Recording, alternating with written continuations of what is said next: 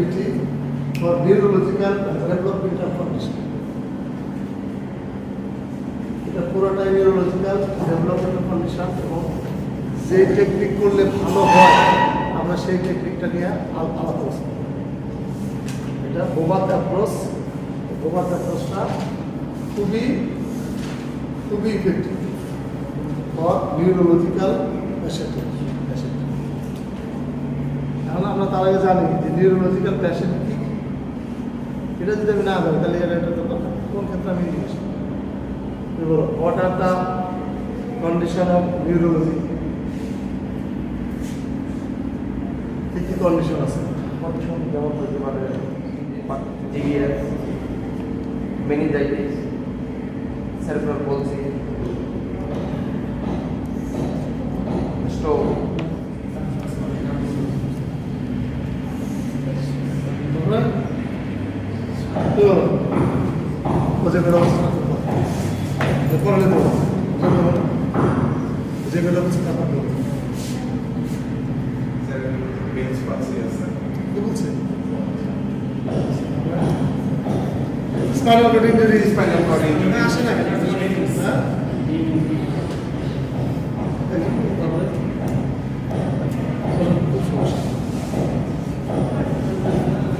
আমরা কি বলি মোটর নিউরন ডিজিজ, তাই না? মোটর নিউরন ডিজিজ কিছু আছে সিবিডি, সেরিব্রোভাস্কুলার ডিজিজ, যার মধ্যে আমরা বলতেছি স্ট্রোক। কিছু আছে কনজেনিটাল ডিফরমিটি, তাই না? যেমন স্পাইনা বিফিডা, সেরিব্রাল পালসি আছে কি না? তারপর ডাউন সিনড্রোম আছে, এরপরে spinal cord injury, road traffic accident আর স্পাইনাল কর্ড ইনজুরি, এই সমস্ত ক্ষেত্রে আমাদের নিউরোলজিক্যাল কন্ডিশন, তাই না? তারপরে আছে পার্কিনসন্স, ডিমেনশিয়া, অ্যালঝেইমার্স, এগুলো সবই কিন্তু নিউরোলজিক্যাল কন্ডিশন। এরপরে ডায়াবেটিস, পলিনিউরোপ্যাথি, এই সমস্ত কন্ডিশনের ক্ষেত্রে আমাদের নিউরোলজিক্যাল কি হয়। আমরা এই স্লাইড করার আগে আমরা তো অ্যাসেসমেন্ট করাইছি,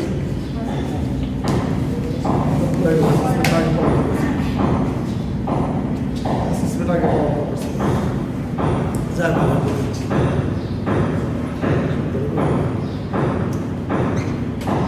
এখন এই যে নিউরোলজিক্যাল কন্ডিশনগুলো, এক্ষেত্রে আমরা যদি বোবাত অ্যাপ্রোচ অ্যাপ্লাই করি খুবই ইফেক্টিভ, কিন্তু তার আগে আমাদের নিউরোলজিক্যাল কম্প্রিহেনসিভ অ্যাসেসমেন্ট দরকার আছে। কম্প্রিহেনসিভ নিউরোলজিক্যাল অ্যাসেসমেন্ট দরকার আছে। এই অ্যাসেসমেন্ট আমরা কীভাবে করব? এই অ্যাসেসমেন্ট আমরা আমাদের যে এশিয়া স্কেল আছে, হ্যাঁ, ASIA scale, American spinal cord injury association scale আছে, অ্যাসোসিয়েশন যে আছে সেই স্কেল অনুযায়ী আমরা নিউরোলজিক্যাল অ্যাসেসমেন্ট করে থাকি। অ্যাসেসমেন্ট আমরা মূলত কী করে থাকি? মোটর ফাংশন করে থাকি, আর হলো সেন্সরি ফাংশন অ্যাসেসমেন্ট। সেন্সরি ফাংশনের মধ্যে আমরা কি পয়েন্ট, কি মাসল, সেন্সরির মধ্যে আমরা দেখি কি পয়েন্ট, কি মাসল,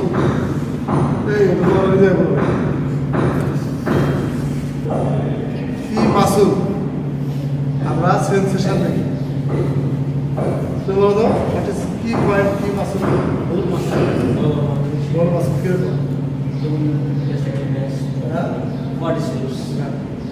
মানে মূল যে মাসলগুলো আছে, ফ্লেক্সর গ্রুপ, এক্সটেনশন গ্রুপ, এই মাসলগুলো আমরা কি দেখি?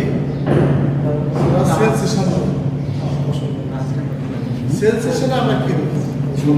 সেন্সেশন কি কি আছে? Pain, touch, temperature, pain, touch, temperature, code দেখে যেটা আমাদের ভাইব্রেশন আছে, তারপরে 2 পয়েন্ট ডিসক্রিমিনেশন, তারপরে ভীষণ নাকের গন্ধ, স্মেল, তারপরে টেস্ট, হিয়ারিং, এগুলো হবে না।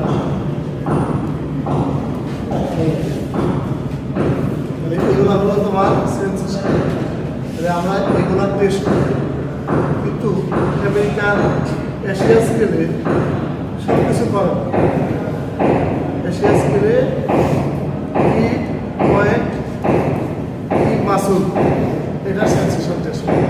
সেটা কী করে? দুইটা জিনিস দেখে, একটা হলো পেন সেন্সেশন দেখে, আর একটা হলো light touch sensation. Pain and light touch sensation, ঠিক আছে? এই দুটো দিয়ে সেন্সেশন টেস্ট করা হয়। পেইন অ্যান্ড টাচ সেন্সেশন দিয়ে সেন্সেশন টেস্ট করা হয়। অনুরূপভাবে মোটর ফাংশন টেস্ট করা হয় কি মাসুল কি পয়েন্ট, সব মাসুলকে টেস্ট করা হয়, ঠিক আছে? এখন মাসুলের মাসুল গ্রেডিং করি না আমরা, মাসুল গ্রেডিংটাই হলো মোটর ফাংশন টেস্ট। তাহলে আমরা একটা পেশেন্টকে যখনই নিউরোলজিক্যাল কোনো ডিসঅর্ডার চিন্তা করব, তখন আমরা মোটর এবং সেন্সরি টেস্ট করি, মোটর এবং সেন্সরি টেস্ট করি যে সে কোন পজিশনে আছে, সেন্সরি ইনট্যাক্ট আছে না লস আছে, মোটর ফাংশন ইনট্যাক্ট আছে না লস আছে। তাহলে যেখানে লস আছে সেখান থেকে আমাদের চিকিৎসা শুরু হবে। যদি motor function loss, sensory function loss থাকে, তাহলে আমাদের সেন্সরি রি এডুকেশন দিয়ে শুরু হবে, তাই না? সেন্সেশন যদি সিএনএস না আফসোস হয়, মোটর ফাংশন তো কাজ করতে হবে। তাহলে আমার সর্বপ্রথম কাজ করতে হবে হলো সেন্সরি রি এডুকেশন। যখন আমি সেন্সরি রি এডুকেশন ইউফারাল নার্ভের মাধ্যমে যখন আমি পৌঁছাবো সেন্ট্রাল নার্ভাস সিস্টেমে, তখন সেখানে ইন্টারপ্রিটেশন হয়ে একটা ফিডব্যাক আসবে, মোটর ফাংশন কাজ করবে। টেকনিকটা এটাই বোবাত অ্যাপ্রোচ মূলত এই কাজগুলো শুরু। তাহলে আমার সর্বপ্রথম দরকার হলো কম্প্রিহেনসিভ নিউরোলজিক্যাল অ্যাসেসমেন্ট। আমরা আগামী ক্লাসে এই ক্লাসটা করব। এটা learning of the thing at the end of the lesson, the student should be able to discuss the theoretical basis of the neurodevelopmental approach. Neurodevelopmental approach সম্বন্ধে আমরা এটা জানি। এরপরে কি বলবো? Discuss the concept and principle underlying the Bobath approach. Bobath অ্যাপ্রোচের আমরা concept সম্বন্ধে ধারণা হবে, কনসেপ্ট হবে, আর হলো এই অ্যাপ্রোচ সম্বন্ধে আমাদের ইন্ডিকেশন কন্ট্রিবিউশন।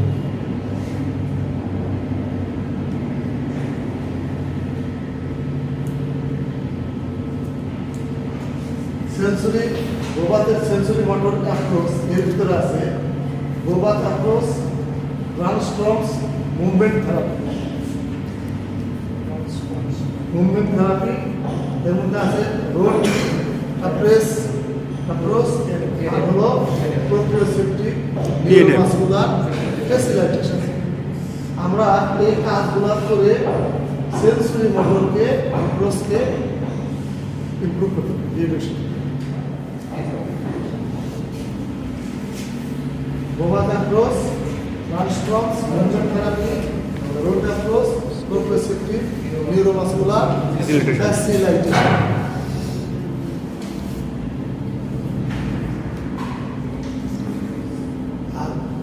থিওরিটিক্যাল বেসিস আমরা কি করতে পারি? Neuro developmental model, reflex theory, hierarchical theory, আর হলো সিস্টেম অ্যাপ্রোচ। এগুলো কিন্তু আমাদের রিফ্লেক্স থিওরি, আমাদের রিফ্লেক্স না থাকলে তো সেন্সেশন কাজ করবে না। যদি সেন্সেশন না থাকে রিফ্লেক্স হবে না, রিফ্লেক্স না হলে মোটর ফাংশনে যাবে না, মোটর ফাংশন কাজ হবে না। হায়ারিসিক্যাল থিওরি হায়ার তিনটা ইয়ে থাকে, হায়ার, মিডল আর হলো লোয়ার, তাই না? হায়ারটা মিডল এবং লোয়ারকে কন্ট্রোল করে। আর সিস্টেম অ্যাপ্রোচ সিস্টেম তো আছে, nervous system, organ system. Neuro developmental model এর মধ্যে আছে motor control and its production refers to to system output. একটা হলো open loop voluntary control, open loop আর একটা হলো close loop personal control mechanism. এই জিনিসটা বুঝছো? এই জিনিসটা কি জিনিসটা কে পারে এটার এক্সপ্লেন? রাজীব বলেই তো দিচ্ছে এখানে কি বলার কি করে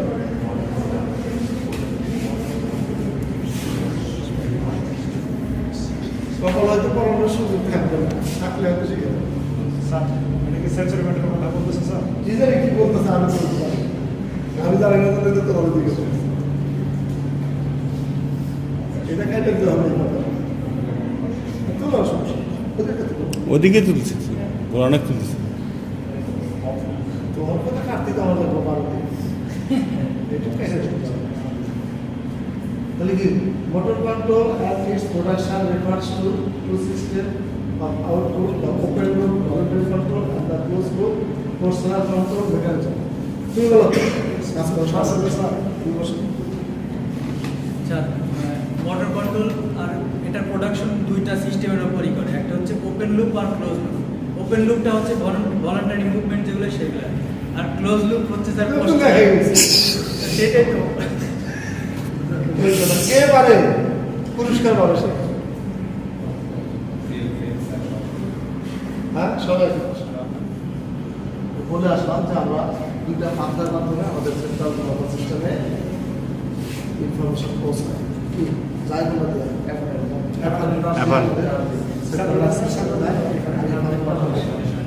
এখানে যেটা ওপেন লুপ ভলান্টারি কন্ট্রোল এটা হলো অ্যাপারেন্ট, আর যেটা হলো close loop personal control.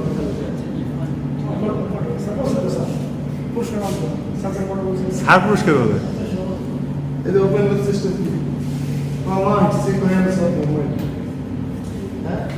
that are the centrally stored in the nervous system that learn the function, mobility and the production of isolated joint in the liver. তাহলে আমাদের ব্রেনে যায় store হবে, ওখানে যায় ইন্টারপ্রিটেশন হয় মোটর ফাংশনে কাজ করে। ঠিক আছে?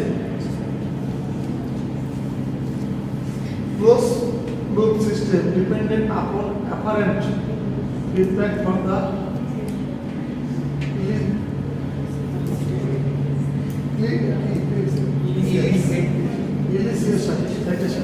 initiation of its automatic movement that serve as the principal mobility of the stability of the organ.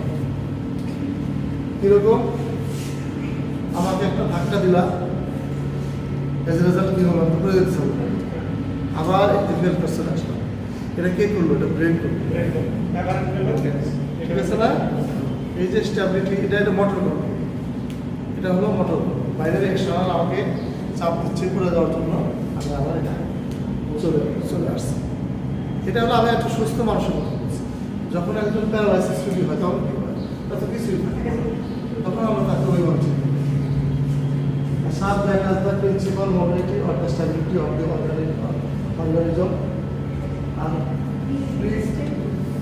pre-requisite for the development of normal movement behaviors arise from the pattern of coordination. আমাদের শরীরের যদি coordination ঠিক না থাকে, coordination কোন কোন কম্পোনেন্টের উপর depend করে জানি আমরা? What are the component of coordination? কিসের? সব ভুলে গেছে, ক্যান্সার balance, equilibrium, centre of gravity, base of support, তাই না? নিউরোলজিক্যাল কোঅর্ডিনেশন, মাসকুলার এর উপর ডিপেন্ড করে। এরপর আছে reflex unit, the basic unit of the motor control আর রিফ্লেক্স। রিফ্লেক্স কি করলো? রিফ্লেক্স হলো হওয়ার পরে যখনই রিফ্লেক্স হলো তখন কিন্তু একটা পারপাসফুল মুভমেন্ট হবে। তাহলে রিফ্লেক্সটা একটা সেন্সরি ইনপুট না? রিফ্লেক্স কিন্তু one kind of sensory input. যখনই রিফ্লেক্স কাজ করলো তখন কি হলো পারপাসফুল মুভমেন্ট। আর যদি damage to the central nervous system result to the emergency and the inability to control the reflex. এই জিনিসটা কীরকম আছে, যদি আমাদের সেন্ট্রাল নার্ভাস সিস্টেম যদি ড্যামেজ থাকে আর আমি যদি সুস্থ থাকি, সেটা এখানে পাঠাতে পারি। আমি একজন সুস্থ মানুষ, আমি সামনে আগুন পাচ্ছি, সেখানে পা দেবো, আমার উইথড্র রিফ্লেক্সটা কাজ করছে, কিন্তু ব্যাটা চলে আসে। মানে বলে দিচ্ছে, রিফ্লেক্স বলে দিচ্ছে যে ব্রেনে ক্যালকুলেশন করে দিচ্ছে যে রিফ্লেক্স ব্রেনে পাঠাতে পারে, কিন্তু আমার যদি হায়ার ড্যামেজ থাকে, সেন্ট্রাল নার্ভাস সিস্টেম ড্যামেজ থাকে, নার্ভ ড্যামেজ থাকে, আমার কি এটা কাজ করবে, রিফ্লেক্স কাজ করবে, সেটাই বলছে। Hierarchical theory, জিনিসটা কি? Motor control is hierarchical balance. The motor control hierarchical balance কিভাবে করে? Central nervous system structure involved with the movement can be grouped into higher, middle and the lower level. এই তিনটা লেভেল থেকে কাজ করে hierarchical theory-টা এই তিনটা লেভেলে কাজ করে। কি কাজ করে? Higher center regulate and control the middle and lower center के control. Higher the part. Damage to the central nervous system result to disruption of the normal coordination function of this level. এখন যদি higher system তিনটা part আছে, higher, middle, lower, হায়ারটা কি করতেছে? Middle lower পার্টকে control করতেছে। এখন যদি কোনো কারণে সেন্ট্রাল নার্ভাস সিস্টেম তাই না, এটা যদি ড্যামেজ থাকে তাহলে কি এটা কন্ট্রোল করতে পারবে? এটা হলো একটা থিওরি বলতেছে। তার মানে কি কন্ট্রোল, ব্রেন নষ্ট আর কোনো কিছুই কন্ট্রোল। এটা হলো হায়ার ফিজিক্যাল সহজ। সেন্ট্রাল নার্ভাস সিস্টেম ড্যামেজ, তাহলে আমার পুনরায় কাজ করবে। আর সেন্ট্রাল নার্ভাস সিস্টেম যদি ভালো থাকে তাহলে হায়ার যে পার্টটা আছে সেই পার্টটা মিডল এবং লোয়ার পার্টকে কন্ট্রোল করবে। বুঝতে পারছি? কঠিন লাগছে না? এরপর হলো system approach. Suggested that the CNS does not operate in a strictly descending. আমার যদি ইনফরমেশন সিএনএস না পৌঁছায়, সেন্ট্রাল নার্ভাস সিস্টেম কি নিচের দিকে কোনো ইনফরমেশন পাঠাইতে পারবে? মোটর ফাংশন কাজ করতে পারবে? Discipline no higher level wish to control the operation of the lower. No higher level with the control operation of lower. তার মানে কি হায়ার লেভেল সরাসরি নিচেকে করতে পারবে না, ইনফরমেশনটা তাকে সেখানে পৌঁছাইতে পারবে। দুইটা পাথওয়ে ক্লিয়ার থাকবে, অ্যাপারেন্ট আর ইনফারেন্ট পাথওয়ে ক্লিয়ার থাকবে, যেটা আমরা সহজ কথা বলি সেন্সরি আর মোটর পাথওয়ে, এটা ক্লিয়ার থাকবে। বোবাত অ্যাপ্রোচে এই পাথওয়েটা আমরা ক্লিয়ার করি, ঠিক আছে? এটা আগে আমরা ক্লিয়ার করি, পাথওয়ে ক্লিয়ার করে দিই, বাস। তাহলে আমাদের থিওরিটা কি দরকার না, খালি বোবাত করলেই আচ্ছা। এরপরে কি বলছে? There is a mutual relationship between the various levels, so that each level will alternate between the command and the subordinate rules in the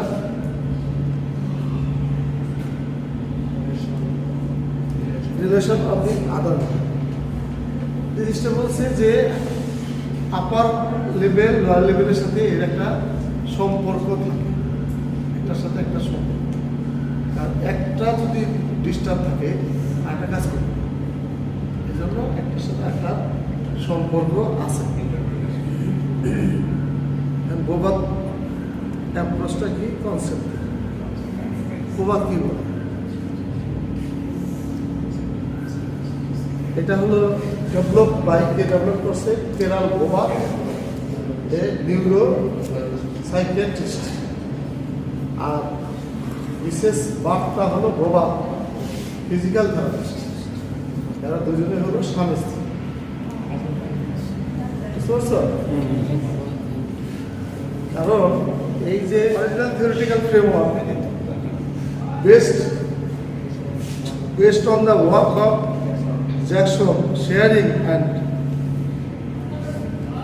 Magnus, সে কি বলতেছে, who describe nervous system as a hierarchical in nature। সাথে আমরা এই ব্যক্তি কি করছে, সে hierarchical মানে neurological যে অ্যানাটমি আছে সেটা নিয়ে তারা ওদের সাথে ডিসকাস করছে।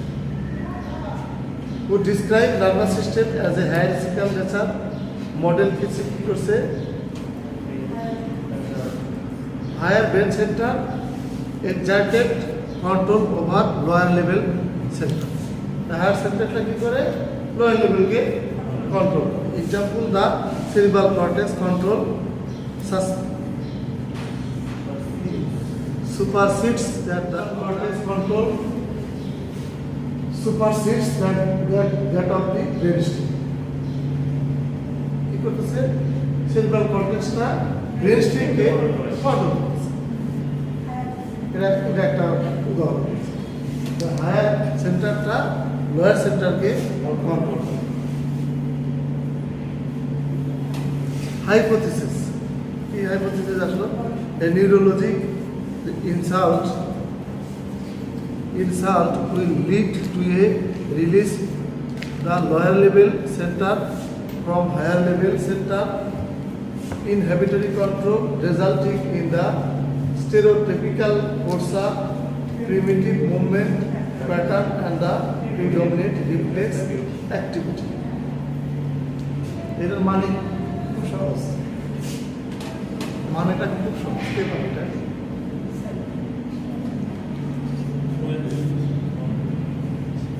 এর মানেটা হলো খুব সহজ।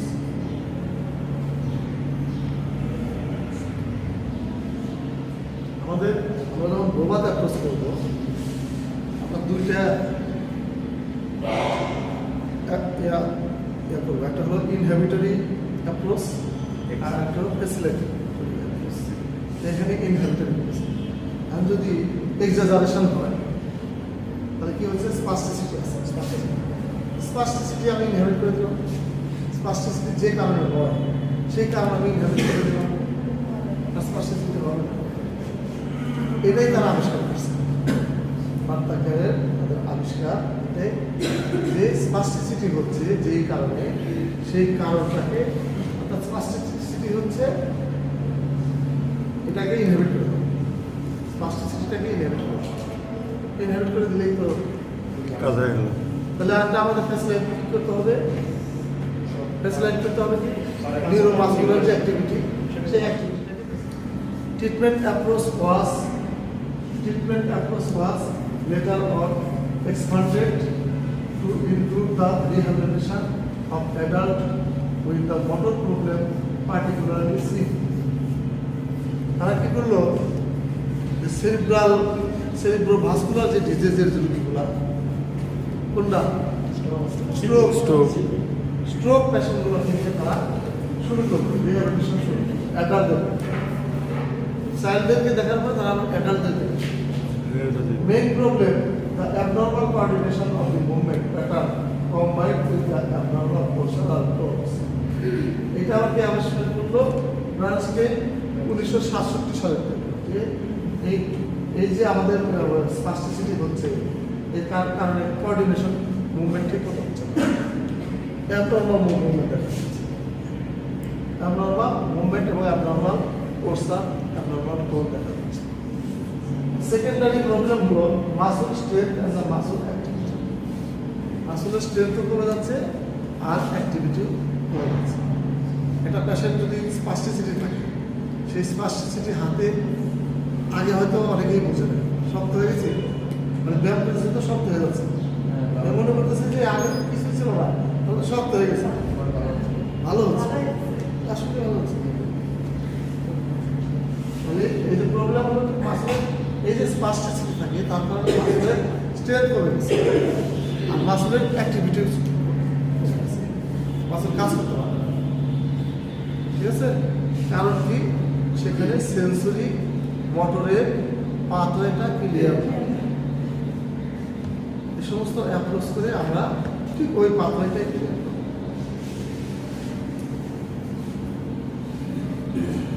আমাদের ট্রিটমেন্টের মধ্যে কি আসে? ট্রিটমেন্টের মধ্যে আসতেছে যে হয়ে যাবে।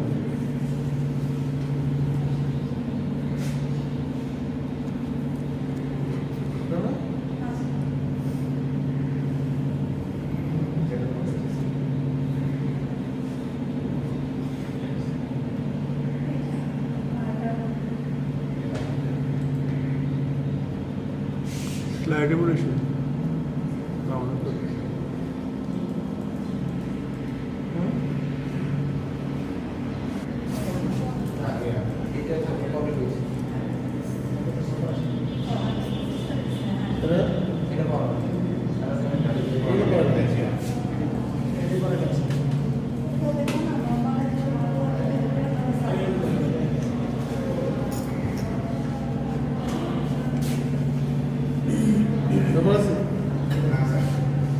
Global concept কি বলছে? It is a living concept. It is not static. It is a living concept. It is not static. It has undergone changes in its theoretical base of accumulated development in the field of neurophysiology, biomechanics, and the critical development. ঠিক আছে, এখানে কয়েকটা ক্ষেত্র খুব ভালো জানতে হবে। Neurophysiology সম্বন্ধে ধারণা থাকতে হবে, বায়োমেকানিক্স সম্বন্ধে ধারণা থাকতে হবে, আর হলো টিপিক্যাল ডেভেলপমেন্ট অর্থাৎ তার যে কন্ডিশনটা, নিউরো ডেভেলপমেন্টের যে কন্ডিশনটা, যে কন্ডিশন সেই কন্ডিশন সম্বন্ধে ধারণা। এর ভিতরে কি হোলিস্টিক অ্যাপ্রোচ কি? It involve the whole patient, his sensory, perceptual and the adaptive behavior and the motor progress. Disturb করলে তো এই সমস্যা। তার পেশেন্টের সেন্সরিটা কি, তার অ্যাডাপ্টেশন বিহেভিয়ারটা কেমন, আর মোটর প্রবলেম কী কী আছে, এগুলো সম্বন্ধে ধারণা। প্রিন্সিপাল অফ ট্রিটমেন্ট, এখানে ট্রিটমেন্টের কী প্রিন্সিপাল করে? নর্মালাইজ মাসল, আমি যেটা কথা বলবো, স্পাস্টিসিটি ডেভেলপ করছে, আমি স্পাস্টিসিটিটাকে কমাই, রুগী ভালো।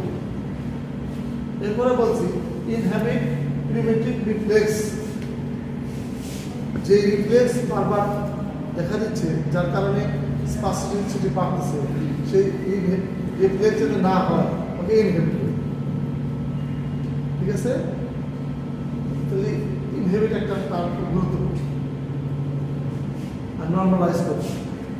তারপরে কি করবো? আরেকটা গুরুত্বপূর্ণ টার্ম হলো ফ্যাসিলাইট নর্মাল কোর্স অফ রিয়াকশন। এবং নিউরোমাসকুলার যে আছে সেটাকে ফ্যাসিলিটেট, সে ফ্যাসিলিটেড টেকনিক অনেক রকম আছে। তারপরে ট্রিটমেন্ট শুড বি ডেভেলপ, আমরা যে ট্রিটমেন্ট করবো সেটা আমরা অ্যাসেসমেন্ট। আজকে ট্রিটমেন্ট করলাম, কতটুকু ভালো হলো, আগামীকাল কী হলো, আমরা প্রতিদিনই অ্যাসেসমেন্ট কী ডেভেলপ করতেছি। আমরা কি এইভাবে দেখি? সবাই দেখি। এটার একটা টেকনিক বলছে handling weight bearing over the affected limb, utilise position and hello use of the affected limb. খুব কঠিন না, কঠিন না, সোজা। Utilize position that allow use of the affected limb and avoidance of sensory input that affect muscle. He was a sensory input avoid করতে বলছে that affect muscle. এমন sensory দেওয়া যাবে না যেটা মাসুলটা অ্যাফেক্টেড হয়, ড্যামেজ হয়। মাসুল ড্যামেজ হয়ে গেলে তো কাকে দিয়ে তুমি কাজ করবে?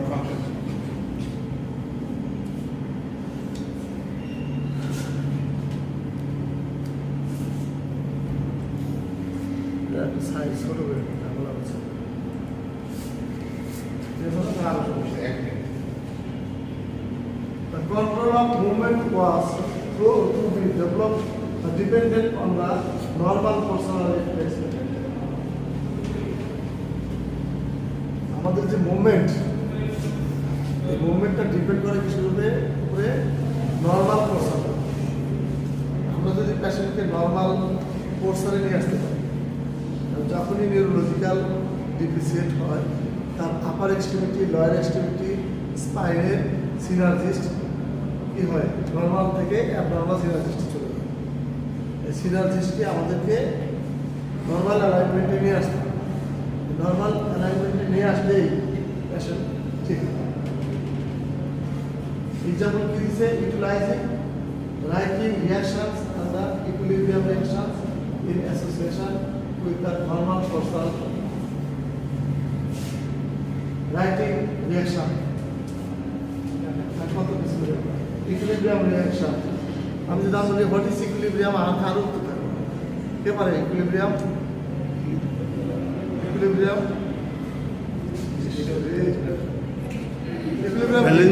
হচ্ছে কি? স্থায়িত্ব। Equilibrium is the ability Balance. to maintain balance.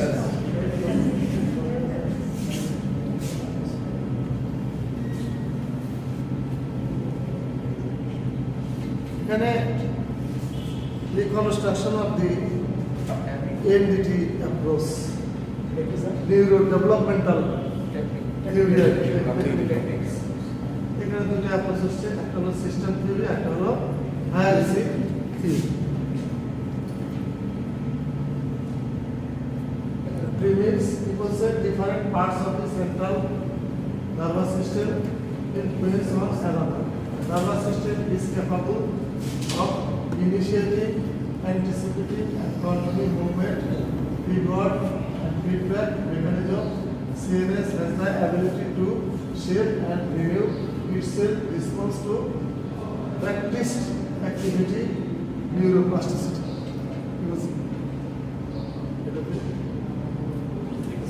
Central nervous সিস্টেমেরই যে সেন্ট্রাল নার্ভাস সিস্টেম, এটার কাজই হলো যে আমাদের এই একই কথা যে সেন্সরি ইনপুট তার ব্রেনে নেবে, ক্যালকুলেট করবে, দেন তারপরে কী করবে? সেই ফাংশন হিসাবে আউটপুট দিবে, ফিডব্যাক। আগে ইনপুট নেবে, তারপরে ফিডব্যাক দেবে।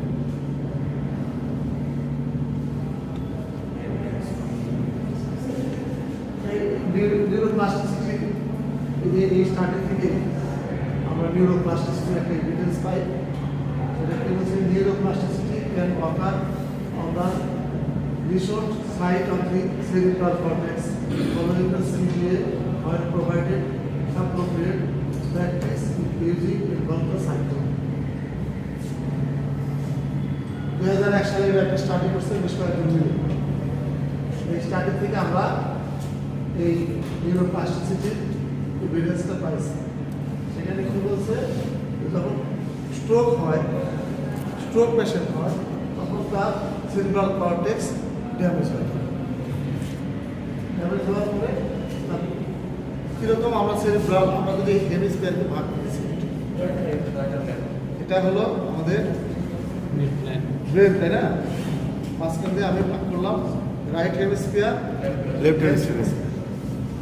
এখন আমাদেরকে কি করছে? এই ওই মেডিকেল আসার right hemisphere control to the left side, left side control to the right side. এখন এরা বলছে যে সিবিডি যখন হয় তখন কি বলছে? একটা লিশন দেখা যায় সেরিব্রাল কর্টেক্সে। এখন যে রিজনে তার এই লিশনটা দেখা দিবে তার অপোজিট সাইডটা রয়েছে। Rehabilitation strategy should promote recovery rather than the compensation. আমাদের যে রিহ্যাবিলিটেশন স্ট্র্যাটেজি বা দক্ষতা, রিহ্যাবিলিটেশন যদি আমরা দক্ষতার সাথে রিহ্যাবিলিটেশন করতে পারি, তাহলে যেই রিজন কম্পেনসেশন আছে, ক্ষতিগ্রস্ত হয়েছে, সেই রিজনটাকে রিকভারি করা সম্ভব বলছে। স্টাডিতে বলছে, এভিডেন্স, তোমার আমার কোনো কথা না।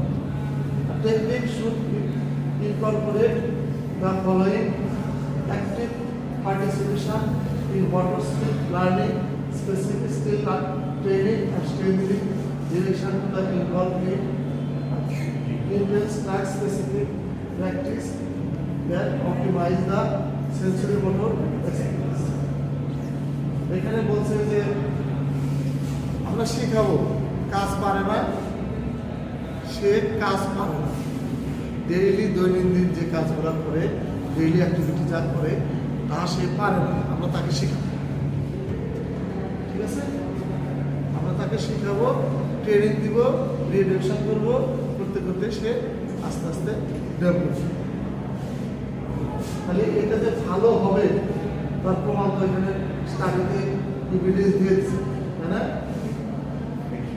যে আমরা যদি সঠিক রিহ্যাবিলিটেশন করতে পারি স্ট্র্যাটাজির সাথে, স্কিলনেস সাথে যদি আমরা করতে পারি তাহলে এটা ভালো।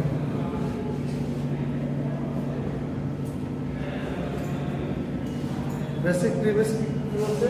Sensation of movement are learn, not movement per second. Basic postural and the movement pattern are to learn that are the later elaborated onto the bigger functional ঘটনা। আমরা নিউরোলজিতে যা আসবো, সেন্সেশনটা আমাকে শেখাচ্ছে মোটর ফাংশন কাজ করে। সেন্সেশন আমাকে মোটর ফাংশন কাজ করে যতক্ষণ পর্যন্ত আমার সেন্সরি ব্রেনে ঢুকবে না, ব্রেন ততক্ষণ পর্যন্ত কোনো কিছুই ইন্টারপ্রেট করবে না এবং কোনো কাজ হবে না।